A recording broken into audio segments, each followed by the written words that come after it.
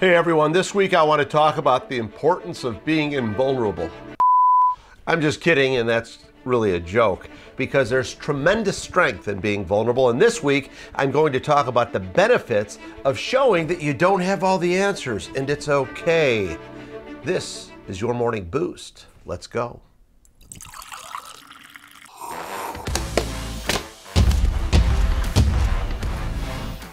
2 months ago, I was speaking to 103 young professionals on the topic communicating like a leader in Denver.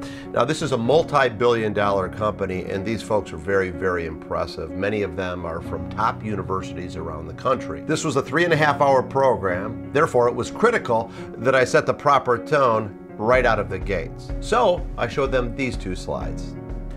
That's my 8-year-old son, Tony. And 3 days before I spoke, he took a nasty spill on his bike, and it was as emotionally traumatizing as it was physically painful. Because the next day, he not only saw this in the mirror, but it was also his first day of 3rd grade.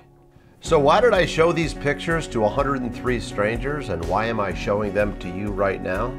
Because my boy was hurting, and so was I.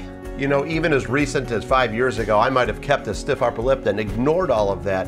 But in that moment, I felt vulnerable, yes, but I felt authentic, and I could tell it connected with the group more, and it took a lot of pressure off me. So I'm going to ask you, when you are uncertain, are you willing to admit it? When you lack confidence, are you willing to say it? And when you need help, do you ask for it?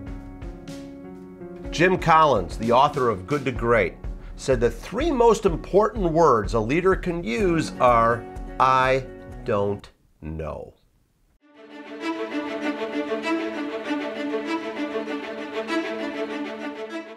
So this is not just about those young leaders in Denver. This applies across the spectrum. Many years ago, I had a client whose CEO was very buttoned up. Everything he spoke on was polished and perfect, but it really wasn't that perfect because he didn't show anything. He kept things close to the vest. Then the new CEO came in, and he said, I found out yesterday that I was CEO, and he looked around to this group of 100 employees and he said, and I'm scared to death. But then I look around me and I see I'm surrounded by the right people. And then I become very confident.